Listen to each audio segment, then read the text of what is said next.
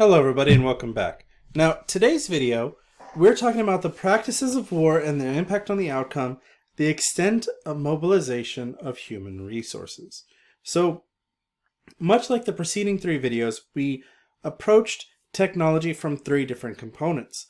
But the thing that we did not talk about is what is required for every single one of those technologies.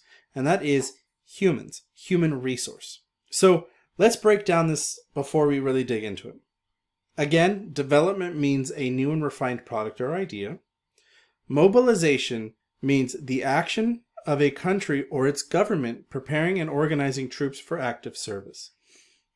When we're referring to mobilization, we're referring to utilizing every aspect of a country for war, whether it's factories, soldiers, women, for whatever they need. It's taking the entire country and redirecting their focus for war. And so when we're looking at this, and the topic for today is human resources. Now, human resources is a very, very callous way of explaining people.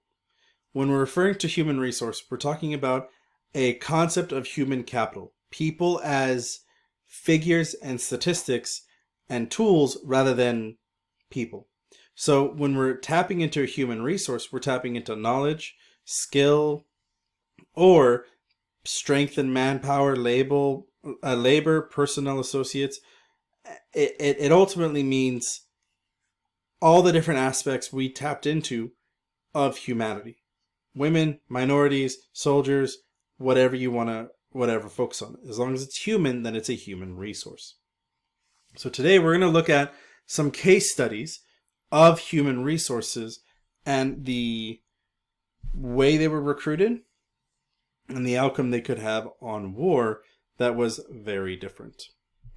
So, before we begin, the easiest thing that you can talk about with the extent of human mobilization is soldiers. Mass recruitment of soldiers. Getting guys either with a gun in hand or operating artillery units or making sure your supplies are moving correctly.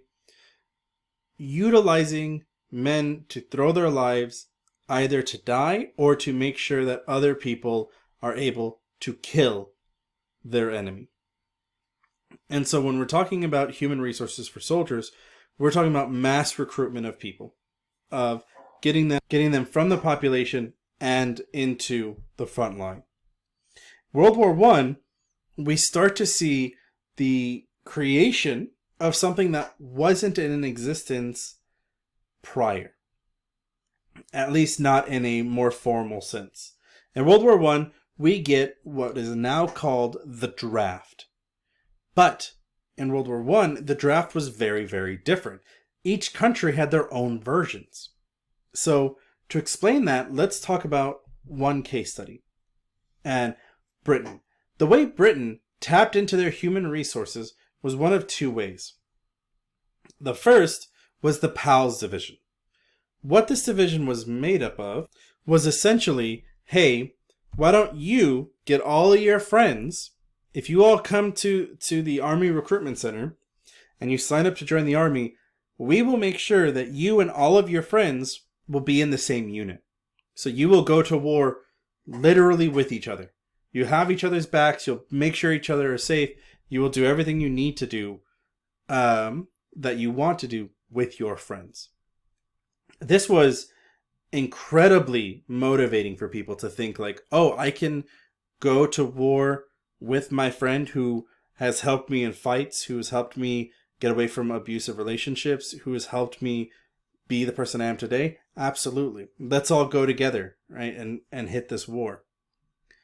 The biggest issue with the PALS division was also the fact that you could be recruited with your entire neighborhood. So there are cases where entire neighborhoods of soldiers were recruited and they were sent to the front lines. And while they were there, the entire neighborhood was killed. All of the men that came from one neighborhood block, two neighborhood blocks, a mile-long neighborhood block were killed through artillery, through gas, through traditional warfare, through bombers, through you name it. And the biggest issue was now, once the war was going to be over, there are going to be massive gaps of families, of people, of neighborhoods where, there are no men at that age. There are no men who are there to fill whatever gender norm was expected of them. So the dangerous thing with the POWs division was it was incredibly great for recruitment, but did not think of the foresight of, well, what's going to happen when we kill off all of the sons, brothers, and fathers of these families? They're just going to be gone. There's no way to bring them back. So this presented a very big issue. And it didn't always mean that you could win the battle. The biggest issue that we're going to see, and this is going to be brought up again in the next case study, that as obvious as this sounds, nothing is guaranteed in war. So it doesn't matter how many troops you have, how amazing your technology is, it's never guaranteed that you're going to win. Now, this is what makes the next form of recruitment by British heartbreaking. In Britain, they also did this practice called the white feather. And what they would do was army recruitment offices would go to young women